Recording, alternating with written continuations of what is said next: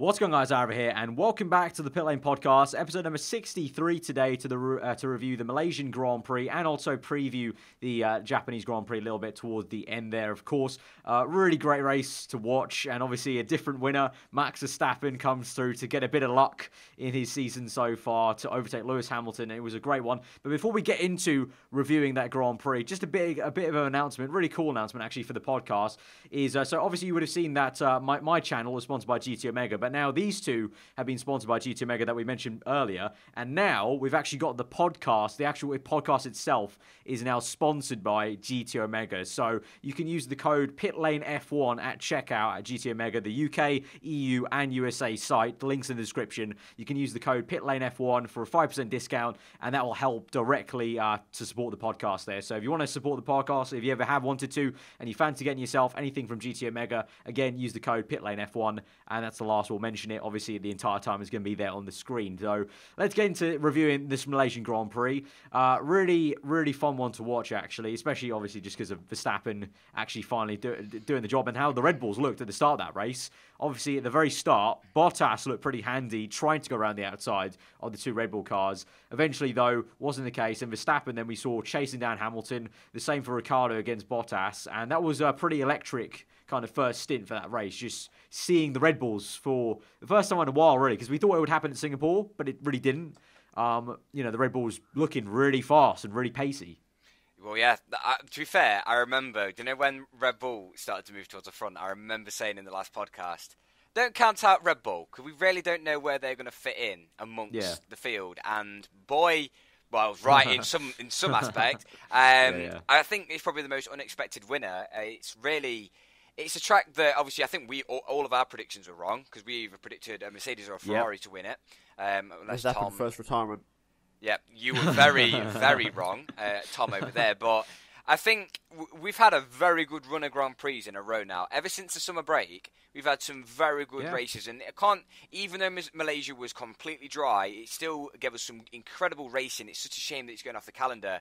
It's some incredible racing, not only for the race lead, but throughout the entire field as well. And, well, in terms of Max Verstappen, well, I think no one can hate the fact that he won. Any Hamilton fan, well, they're going to be happy anyway. And any Vettel fan, well, they're going to be happy because he came from the back to score, to get into fourth position. So overall, I think we're all just kind of happy, just kind of a sigh of relief in the same way that Alonso has had this bad luck. Just the fact that Verstappen's actually managed to return to the top spot after almost a year and a half, and keeping the conspiracy going that whenever Kvyat actually drops out or gets kicked out of a team, he somehow manages to pick up a win. So I think he needs Kvyat to be knocked out at every race for the foreseeable future. Yeah, perfect record there. I enjoyed the race. Obviously, like I said, I watched half of it live, half after, but I seem to have caught the best bit at the moment it happened. And a lot of special, mentions this race, but one mention I've got to say, Stoffel Van Dorn, absolutely incredible. And he's just like Red Bull, he's been a person who I've been critical of in the past, and he's, since the summer break, has been starting to get a little bit of momentum going, and he's looking pretty damn good right now. So, fair play to Stoffel, he's been pretty damn good since the summer break, and a lot of good revelations. Perez, against the flu. He had a really bad flu or something, or infection, and he fought through it, and had a really good sixth place. And good drives everywhere. Ricciardo, good drive. Bottas, we'll get on to him in a moment. And obviously, Raikkonen not taking part in the Grand Prix, but double points finish from McLaren as well. A lot of weird things. It was just a really well-rounded Grand Prix, wasn't it? It was a good Grand Prix. There was a lot of fights. It showed some good people. Yeah, it was. I don't know. Throughout the race, there was always a bit of overtaking, a bit of battling, and obviously we had the battles between Alonso and Magnussen. Palmer spinning. We'll probably talk about that later on. And a little giggle, but I think. And then, at the end, it rounded off in a very funny fashion with, just the camera just cuts to Vettel's car half broken at the back, and then we find out that Stroll. They collided in the parade lap, and then, a very cool scene. I always like to see that when the driver gets out and hitches a ride, and he hitched a ride on his fellow German friend, Pascal Wehrlein, and took the steering wheel with him, because we found out afterwards that people were questioning why he took the steering wheel, because usually you're meant to leave it in the car, but apparently because now it's getting so competitive that apparently Ferrari wanted to hide how technical their wheel was, and like some things that are on their wheel that no other teams maybe have. At least that's what the reports were this morning that I read. That's just why they just wanted to keep it a little bit secret of what they've got on their wheel. But I mean, there's plenty of photos of it. But yeah, he just took it. But and very to stop it odd from way getting to end nicked by a fan. Oh yeah, that as well. Maybe I don't know. Obviously, I bet no one's ran off with it before. But everyone was just like, I bet. Can't you get fined for that though, for taking your steering wheel off the car? If you don't apparently, maybe, but he got no fine for it. There's no action for it. Well, then again, you can get fined for riding on the side of someone's car ever since exactly when Webber hitched a ride with Alonso. But well, that was technically. I hate that, though. It's so nice technically, I was looking at Buxton's tweets. Apparently, that was more so because Webber ran across the circuit to get to the car, whereas Vettel was just kind of there. It was like 1-2 steps, like, oh, there's Pascal's car. He's kind of parked up. That was a really nice moment where Pascal actually literally actively stopped there. He was like just waiting, and then on one of the YouTube videos F1 uploaded, they showed the onboard of Pascal's car finally, and it was like when Vettel got on, he put the wheel in, and then I gave a little thumbs up and a little tap on his helmet, and it was like, yeah, let's go. So that was it's always really cool, but that was a nice way to round it out. There's one big thing about this incident. Does Vettel get a gearbox penalty for the next race? Well, they're saying he might do, yeah. Ferrari have to assess the damage, but there's no way they can be like, oh, it wasn't your fault, so you don't get a penalty. That car. But where does the blame lie? Well, there's no penalty. There was no penalty for Stroll Vettel, so that's done. That's like a closed case. And then for the gearbox, there's no rules. Basically, it's basically tough luck for Ferrari if they have to change that gearbox. They have to change that gearbox. Yeah, if it's broken outside of a session or inside a session, it's still that gearbox, so they've got to use it. It's unfortunate. Just get it on track at Japan. Even on 3 wheels, just get it on track. Try and do a lap, and then change it. Then you're all right. Then. Yeah, but just trying to make sure it's not. I think that'll be a game changer. That will be. Let's say. I mean, yeah, if he qualifies pole and then gets 5 places back at Japan again, Malaysia was meant to be a race where he needed to try and win it. We said Hamilton. Obviously, you said it, Cal, that fans of his would be happy because he's extended his championship lead again at Malaysia even by a couple of points. And there was a little bit of debate I saw on Twitter earlier, and just generally, I don't know, could Hamilton have maybe defended more aggressively against Verstappen? But then the case is, well, if he did defend more, then they both would have lost time to Ricciardo and Bottas potentially. And overall, Hamilton's probably thinking about the championship, thinking about it in a smart way, and in hindsight, he's just played it, to a T in terms of he got second still extended the points, so it's all good for him. Well, if the car is 4/10 or whatever a second faster, there's no real well, that point. as well. That Mercedes was... That's all Hamilton spoke about. He wouldn't let the deltas go. Oh, yeah. It was like Ferrari's 8/10, Rebels are 4/10. You can't guarantee it was that, an odd obviously. one. It was an odd one to watch, kind of both Mercedes drivers, especially Hamilton, actively really calling out how bad their car was. Like, it was kind of... We haven't seen that too many times, apart from maybe Singapore 2015. But yeah, he was like, yeah, the car's really, really odd. We need to solve this. And then even at the end of the race, he was like... We've got issues. This is not acceptable. I think that's just one of them things, though, where it's like, I think he's almost frustrated by maybe the paddock or the media saying that they've got the best car when in reality they haven't. True. Obviously, when saying, or I suppose from a driver's perspective, if you're winning and the media are banging on about the fact that you've got the best car, obviously it takes away almost the credit of you winning. Yeah. So obviously he's maybe trying to gain a bit of that credit, but in terms of Ferrari as well. This is the first. These last 2 races are the first 2 races that in both of them, haven't picked up the points at a track that they've been quickest at. Whereas Monaco, Hungary, they've always picked up the points and Australia as well, where their car has been the best. I think the whole best car debate is like, I think the Mercedes still is the best car. I mean, let's be honest here. All you got to do is look at the amount of wins Hamilton's had this season and look at the amount of Vettel's had. So I don't think you're into it too much. Also, Bottas is always better than Raikkonen, and that's the better of the 2 evils, basically. So I still think Mercedes have the best car at most tracks. Made no mistake. I think Hamilton's concern is because he got second place, where he knew perfectly well if 2 Ferraris were in that front pack, it could have easily been a Ferrari 1-2 this weekend. Because even Raikkonen, I think, could have challenged for the race win with the car he had after that very good qualifying performance. So it could have been a totally different situation for Hamilton. He could have maybe not even been on the podium if it had been a Ferrari 1-2 and Verstappen in third or something like that. So it could have been pretty poor for Lewis. Luckily he counted his chickens. Just like in Singapore, that error thing has come up trumps for him. So, I think overall, if Vettel gets a far place grid penalty, it's going to be the... I'm not going to say it's the deciding factor, but it's going to be the most shitest way to pretty much put a hand on the trophy for a driver's championship when you see that post-race incident, to be honest. But I think... Though, isn't it? That's the way the cookie crumbles. And I think we can probably speak about Raikkonen as well, who I think he probably could have won that race if he. With the pace that Red Bull had over Mercedes, and with what we know from Friday, what the pace Ferrari had over Red Bull, I think that could have been Raikkonen's first win in how many seasons since 2013? Or I think it was 2013. Yeah, 2013. It's been a very long time ago. So it is a shame that they had issues in both cars. Also, like obviously Sepang is known. Obviously, this time last year for Hamilton having his engine failure, and it's really starting to stir it up. Sepang this year when both Ferraris have turbo issues. I think Vettel's was more of a just turbo issue, whilst I think Raikkonen's was more of electrical issue. I think that was it. They had like a really it was some weird other guy I've never heard of from Ferrari do an explanation mid-race about the failures or something like that. Apparently Vettel's thing wasn't even the turbo. It was to do with it was the piping that was connected to the turbo. So it made it look like it was a turbo issue, but it was actually just the pipe that went to the turbo that had something wrong. So it was actually separate issues. So maybe that's even more concern really for Ferrari. If it's like two different issues, they have to try and maybe get their head round. But yeah, that was really unfortunate. Obviously, already Vettel starting the back and then seeing Kimi again parked, wheeled away. Unfortunate. I think midway through the commentary was like, look at that beautiful Ferrari just not racing there. Probably the fastest car today, and it's not. It's just sat in the garage. Fun fact. That was Raikkonen's first DNS since Indianapolis 2005, and even then, that wasn't his fault. Well, yeah, it was that's crazy. Some drivers have DNS because they make the crash, for example, such as Grosjean in Brazil last year. But that is a mad stat that it's been 12 years since his last DNS, and it was an engine issue. It was such a shame. But when he got wheeled off, it was a mix because it was just like, to be fair, I woke up and it was like a little bit damp, so I was like, oh, what's cracking off? what's happening here? And then I saw Raikkonen being wheeled off, and it's like, oh, right, this should be a slam dunk for Hamilton, but apparently not.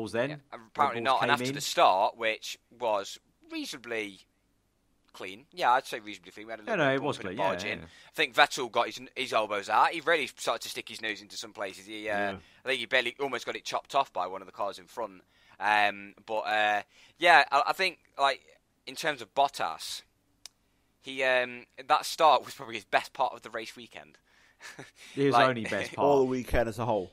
Yeah, always as he said the quote was from him. It's his the trickiest time in his career so far, and I would have to agree really just for the fact that he's in that Mercedes car against Hamilton, so it kind of there's nowhere to hide really.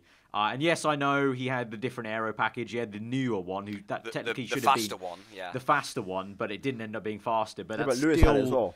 No, he didn't. No, Lewis took it off. Lewis took it off for the race. But he did have it though. But he didn't like it, so he went back to the old one. Obviously, the old one. Was but as in they made that decision, but as in technically on paper, the upgrade he had should have been faster. That factors in, but still, that doesn't factor in being 45, 44 seconds down. It was when Hamilton came out of the pits ahead of his teammate, and he hadn't even pit. That was like that's. I've just seen it. It's 56 seconds in the. Well, no, that's from the race leader. So minus 44. I was correct. 44 from his teammate. Literally the race number he has. Obviously, quite blessed. That was interesting. Vettel got caught up to him before he pit. Yeah, that was just mental. It's been said before. He's just very on-off. He's got some slow tire. He's had some races where he's looking fine. He's looking good. He's like, oh yeah, maybe if he gets a win, he could still be in this or try and challenge Vettel in the championship.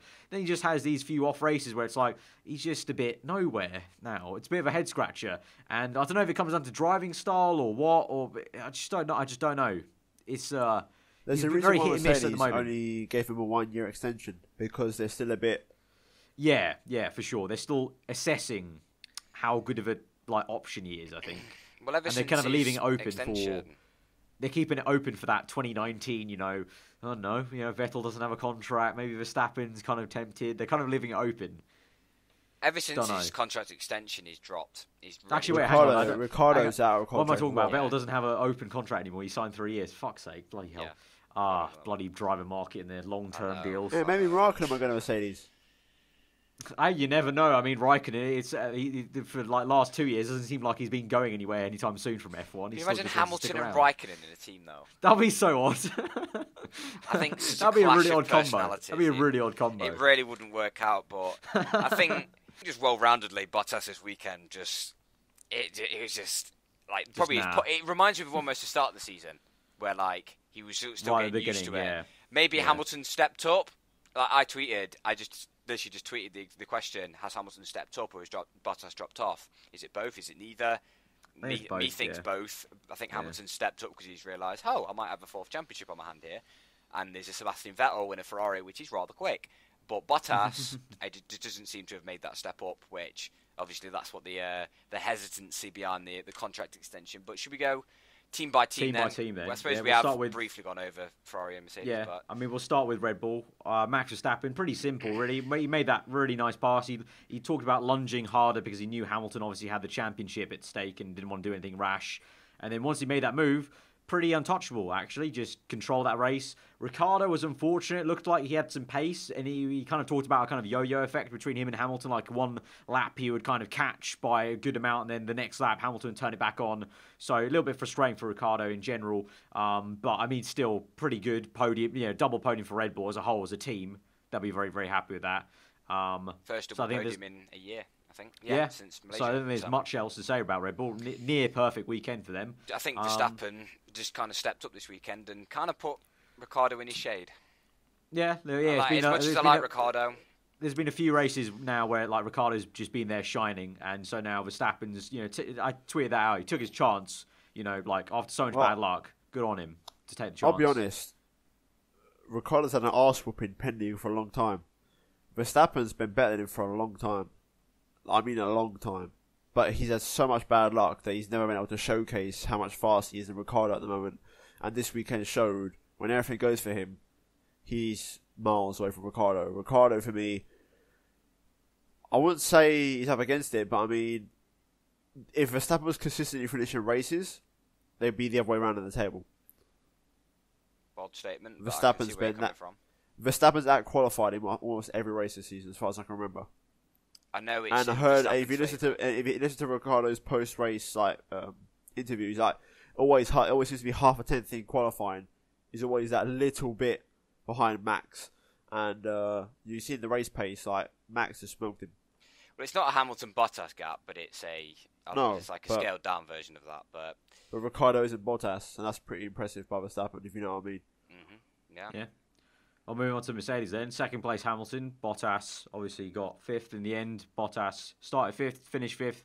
We've talked about him really, just a bit of a one. Hamilton, we already kind of talked about it as well, but just played it kind of smart really in terms of didn't need to kind of maybe fight for the win necessarily, and he still gained points on Vettel. So at the end of the day, it's looking good for him. I guess he can kind of, I don't know. Hamilton's never been one to kind of be like, I'm thinking about the title straight away, but I guess he could start really thinking about it, kind of, now. We've only got 5 races left. It's like drivers always deny it until the last race. Drivers always deny it until the last race. Yeah. Absolutely rubbish. Quite interestingly, last year as well. 1 race at a time. Yeah, that was Rosberg. But quite interestingly, to be fair, like Hamilton, whenever someone's quizzed him saying, are you hopeful to win your fourth Drivers' World title? I saw that. He's always gone, no, Jonathan Ross. Yeah, and Jonathan he's always Ross, gone, no, I'm not. I'm working towards it. So he's just keeping his head down, which I quite respect, to be honest. He's not getting all bubbly. He's not getting all off his head. He's just getting the job done, really. And he's now 34 points ahead in the championship, which is quite the gap now. He's in the driver's seat. That plays into the whole kind of him just saying, like, what was it, like, the car's so bad. Like, he's, like, ahead by that much. But he knows that actually, in reality, the actual car he's got under him right now is not the best car, so he has to work hard and make sure that the team also keep up, because you just never know, really, in F1. He could end up having 2 DNFs in the last 5. You never know. I mean, going to Suzuka next, Fernando Alonso, 2012, got taken out in turn 1. Webber and Grosjean collision there in 2013, I think it was. You just never know, really, some of these circuits, what's going to happen, so... Yeah, but that's Mercedes. Ferrari, obviously, Kimi retired at the very start of the race, DNS. Vettel, really good comeback from last place to 4th. Absolutely stonking comeback. Had some lightning pace at the end to catch up to Bottas. Got held up a little bit, surprisingly. He mentioned that as well. Got held up by the McLaren Honda of Alonso. Stuck behind him for a fair few laps. That was quite surprising. Maybe they just didn't put up an engine mode or something like that. But eventually then you could just see that pace of that Ferrari. Really, really solid car. And then the ending was an odd ending still. Funny way to end that. Pretty much emulates his Abu Dhabi drive without the safety cars, because obviously a lot of people argue that his Abu Dhabi drive was kind of helped by the safety cars, but there wasn't a safety car. So you could argue it was even better, because that start as well, he was aggressive, he put his nose up there, he managed to fight his way through, some good moves. Still like the odd couple of mistakes here, but he felt like he fought really hard, and obviously he did get stuck behind Alonso. I think that was just more Alonso was being very, very strategic with his engine power and his electrical power coming out of the final corner and out of the penultimate corner as well. But it's just the fact that he managed to cruise to the back, I think, and also in that super soft stint, lightning pace, new track record. Obviously, that's not going to get beaten anytime soon because we're not racing there anymore. But still, just some absolute lightning pace, and the fact that he was almost challenging for a podium. Obviously, I think he just ran out of tyres just at the end. It's a shame that they couldn't have had. Well, I thought he pit very early. I thought he pit off really early off them tyres. I mean, 20s still. Yeah. Mathematically, it made sense, but realistically, to challenge and overtake someone, it didn't, because he ran out of tyres by the time he made one attempt on Ricciardo. But Ferrari, tough. It's going since the summer break, since Hungary, I don't know what's happened, but they've just got it all wrong, and they need to win the next race, and I can't see it happening because it doesn't look like a Ferrari track. High speed, fast corners, no really major slow sections. It looks built for a Mercedes car or even a Red Bull. Not that Ferrari's aero is any worse, but obviously there's nothing in that circuit that I think suits their car other than Mercedes or Red Bull. So, really, I think it's over now. I still, as a neutral, want to believe that there's still something in this with 5 races to go. I mean, there's still 125 points on the board. A part of me still thinks Hamilton will retire at some point in one of these last 5 races. I'd be very surprised if he goes a whole season without a single retirement. I'd be very surprised. So that'll be, if he does, that does happen. That'll be a huge, almost pat on the back for Mercedes. I feel like if you could get a car to the end of the season without the end of every race, I think he's still only him and Ocon hasn't retired yet.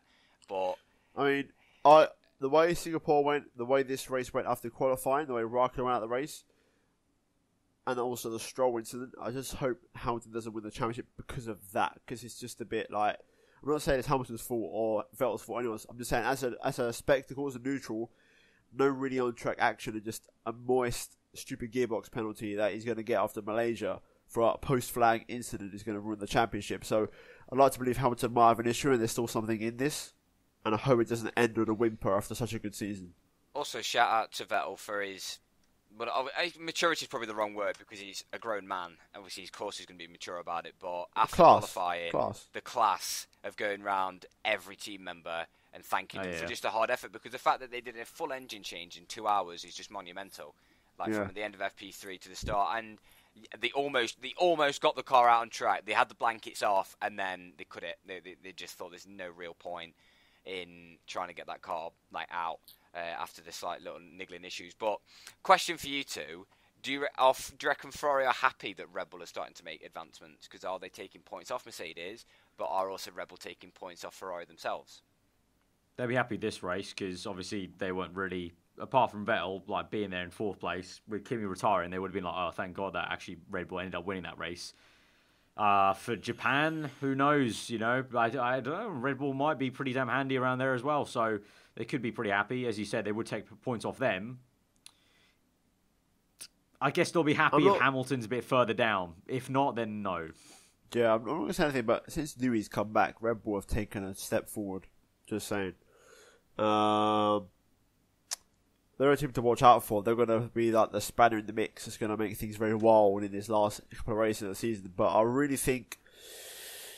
I really just want something to happen. I don't know what, but I just want something to happen because I don't want Hamilton to just be 30 points ahead for every race now. The gap sort of exchanging every race to the end of the season. I want to go into the final, into the finale, and have a genuine climax. Even if it's 15 points, I don't care. Just so it's mathematically possible. Yeah, Vettel's still 1 on 15 points behind 2010. Yeah, we'll see. It's always possible. We said it before, that stat, that he was behind the same amount before, so he can do it again. maybe. But let's get back to the team by team and go quite rapidly through this then. So Sergio Perez, 6th place. Ocon, 10th. Ocon, after the spin, good to still get back into P10 then, because he was nearly looking like he would have lost that record of being in the points. But he's there, P10. And as we said, Perez, he was on an IV drip on Saturday night, apparently. Yeah. So madness for him to struggle through and get P6. I didn't know that you said the toughest race of his career, you said. Yeah. So really great stuff for him. Also, Van Dorn, Ocon's little tweet, did you see it? Of the of his race, like he did a little race review. After choosing which side of the hot dog to hit, and then after flying, and then having a puncture, this, that, and the other, still managed. How the fuck did he still get P10? He's magic. He's absolute magic.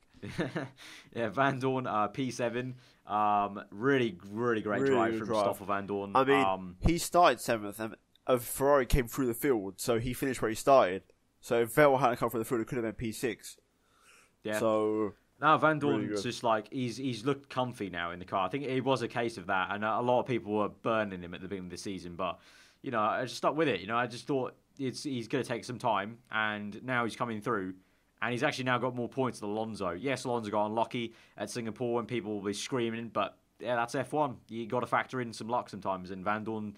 There's the numbers don't lie. He's ahead right now at the moment, so that's a little bit awkward in a way. Alonso P11, frustrating race for him a little bit because he did get caught up in a lot of scraps, I think, with the Renault guys and the Haas guys, in the pretty much the entire first 2/3. So I think that hampered his progress a little bit.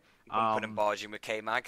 Yeah, he had some choice words, and it was hilarious on the radio when he said Hulkenberg was correct about K-Mag. So I think everyone's a little bit against K-Mag, because even Alonso, I think post-race then said, every driver has an issue with his racecraft. I think DC said, I think I was watching Channel 4, DC said, I think everyone can respect that he's quite the fighter. But I think Mark Webber roasted him in the post-race. He was just like, look at him. Like, he's already weaving. He was weaving on the straights, on the run-up into the corner. Then he forces Alonso onto the grass. So, and of all drivers, you do not force Fernando Alonso onto the grass because you know what you're going to get back. And I was almost glad. I was just like, well in Alonso, because just put him in his place, because sometimes he's getting a bit too like that. And he's all this talk and nothing to show, really. But I think Alonso just got a bit unlucky, stuck in traffic, stuck in little incidents. But you can't take anything away from Stoffel Van Dorn. No, because he didn't even have the upgrades. Yeah, that's also true. He did P7 without the upgrades. Alonso was the one who got the upgrades for McLaren, so that's even better for him. So that's going to be a big booster, and hopefully more of the same in Japan. Lance Stroll and Massa, 8th and 9th. A little bit of resurgence for Williams there in this race. Good performance in the race. Yeah. And Stroll, barring the little weird incident at the end there, to be ahead of Massa as well. So continues a little confidence kick that we said he got since Baku, and he's looked okay-ish, to be there still with Massa. And yeah, both of them scoring more than some of their rivals. Especially to say that Lance Stroll did get kind of screwed over by Williams as well with the pit stops. I think Massa, who was the car behind, got to pit first. But that's still this is what highlighted Stoffel Van Dorn's race for me. The fact that he did that wily old fox move coming out the pits. Both Williams were deep into the corner, and you just went, "Oh yeah, bye lads, just have fun on your own." Obviously, Stroll did get the position back off Massa, but it was kind of outshadowed by Van Dorn just popping his way through, which is really good to see. But yeah, I'm kind of disappointed with the incident after the race because it kind of overshadowed Stroll's race. It was still a really, really good race from Stroll, and who'd have thought? Because it's not a track that would necessarily suit Williams, but the fact that they picked up some points, they pulled away from Renault, which is crucial in the championship, and so all round for Williams, they can be very, very happy moving to Suzuka. Decent, yeah. So Haas, P12, K-Mag, Grosjean, P13. Bit of an odd race for both of them. They're kind of all over the place in terms of fighting Alonso. They're fighting, the Toro Rosso at one point. Just a bit of a quiet one for Grosjean. Didn't see too much of him. We saw plenty of K-Mag because he got in the wars a little bit with plenty of cars apart from just Alonso. Behind the two Haas cars, Pierre Gasly, 14th place. Carlos Sainz had to retire with an engine issue, which was a shame because it looked like he was actually pulling off a really decent one-stop to get into the points. Gasly, I thought they screwed over his strategy a little bit, I'm not going to lie, because they pit him really early. But for a debutant, his first full race weekend, qualifying he was only, I think it was 0.156 off Sainz, which was less than Kvyat's average Delta time being off Sainz for the entire season. In the race, he's water bottle and no fouled. drinks. Had no drinks. And he's also his chair, like he was rocking in his chair. Yeah, so he had that's back pain. mad. Yeah. The fact that he did that whole race without a drink. Did you hear about the rumour about his fuel consumption? He drank a little bit too much fuel. Maybe that's what he was drinking because obviously he was out of fuel. He's out of water. He couldn't use his water, but apparently he was a little bit thirsty in the old engine, so he was a little bit critical towards the end. Obviously, that's just a lack of inexperience and everything. But still, P14. Say the circumstances, P14. Really solid. No worse than what Kvyat would have done. So there's no reason for Toro Rosso to turn back to the Russian. Obviously, only when he probably goes back to when USA rolls around and he needs to go back to Super Formula. But you know what? Very impressed with the way he put himself across in the media as well. Like very very professional. Has that Red Bull look. A very very solid option for the future. Obviously we spoke about it in the last podcast, but very very solid option for the future. And in terms of science, get him in that Renault because I think we are about to talk about Renault now. Jolyon Palmer, 15th place. Nico, unfortunate, 16th place because he had some sort of issue, didn't he? They had to retire for in the end, quite late on. I think it was only 10 laps to go, something like that. But Palmer, he spanned twice, and he said the cause was wind, apparently, which is never a good excuse for a driver, to be honest. Really? Wind. Right, okay. So he span into the... Because this is the thing. Did he say it was the wind into the penultimate corner? Yeah, it was that one. Because the second one, he just said he just lost it. He just lost the car. That was hilarious, though. Because Magnussen, when he turned in, he was like, fucking hell, what are you doing? What on earth, what on earth is he doing? And he's just floored it. It was just weird. Oh, dear. Oh dear. If there's any reason why he's losing that seat, it's because he spanned twice in the space of 2 corners. Yeah. Or 3 corners or whatever. Pretty much. It's just funny to think about. Literally, it's like you said, you just watch it, you're sitting there, you're like, oh dear. Oh dear. Yeah, and the fact that he was with Hulkenberg as well. Like, Hulkenberg obviously wasn't having his best race of the season, but he was staying with Hulkenberg, so it looked fairly respectable, till he was facing backwards twice. Oh dear. And then Sauber, P17, P18. I can't wait for the wait for the updated Ferrari engines for next year, and hopefully we'll have Charles Leclerc in there as well. But yeah, that's pretty much been the roundup of the Malaysian Grand Prix. Let's quickly do the predictions then for the Japanese Grand Prix. Wow. Ooh. It's going to be a tough one because, as Tom mentioned, it's a bit of a tricky circuit. You would like to think. Hold on. Arav, you can go first. It's always us two, and I don't have a clue. Okay, fine. So I'll go. All right, pole position. We're predicting a top 5 with 6 cars that can win the bloody race. I mean, I'm going to go pole, Sebastian Vettel, and then the race win. Oh, this is tough. The win, I'm gonna go for. I'm gonna go for a good feel. Sebastian Vettel get the win. I'm going to say Max Verstappen gets second, Hamilton third, Ricciardo fourth, Raikkonen fifth. I'll say Vettel pole. As a Hamilton fan, okay, I'm not going to say Hamilton win because I don't think they are going to win. I think I'd say Vettel win, Hamilton second. Surprise. I know. Ricciardo third, Verstappen fourth, Bottas fifth. This is such a lottery. It is a lottery. Japan's a lottery. Ricciardo second, Verstappen third, Hamilton fourth, Raikkonen fifth. That'd be a madness in the championship. It would. Yeah, we've got a nice spread though. If any of you guys that are watching think that our predictions are completely wrong, I'd like to. My reasoning behind that is very simple. This season's been great. I like the fact that you can't predict. I'm copying and pasting the performance of the cars that would have been in Malaysia to Japan because I feel like they're similar circuits in a way. No major slow corners, and then high speed ones basically. Yeah. And slightly cooler though. We will see, I guess. But I'm just applying basically the logic from Malaysia to because let's be honest, in Malaysia, if both rows are running, it probably could have been a 1-2. So, Also, I just want to see Vettel win. Like, regardless of who I support, or I'm pretty much a neutral anyway. I just want to see a title fight because we've got a bloody good fight on our hands if things go well. So, yeah, I'm hoping. I'm hopeful for that, but also at the same time, to be honest, the race has been great, like Cal said, like since summer break. So even if there's not an end all to the end because they fight, mean something, the race. though. Yeah, like but the when race you saw Hamilton and Vettel go side by side at the Kemmel Straight, you know it meant something.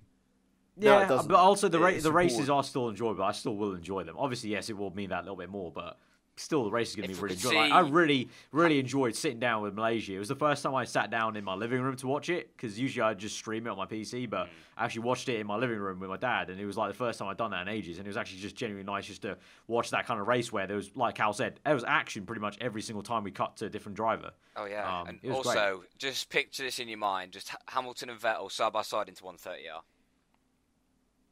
I'd just like to see that. Yeah, that would be good. I would just like to see pretty that. tasty. Like, okay, Or into turn one, with the old Raikkonen around the outside trick. Yeah, who's going to lift off first or something like that? Yeah, it would be quite tasty. Who wants a championship the most? That would be what it comes I'm just down picturing to. also something like that. If like something crazy happened, like Hamilton. I know he sorted it this season, but like last season he had all those poor starts.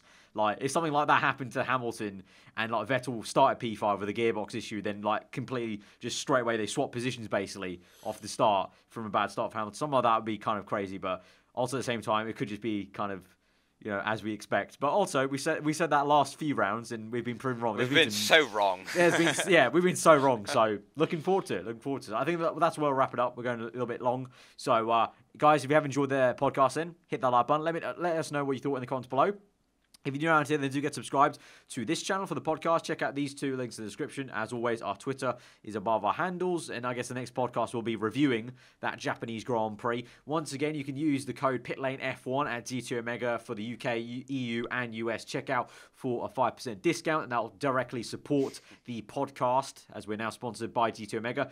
But we'll see you guys next time. Hope you enjoy the rest of your day. Goodbye.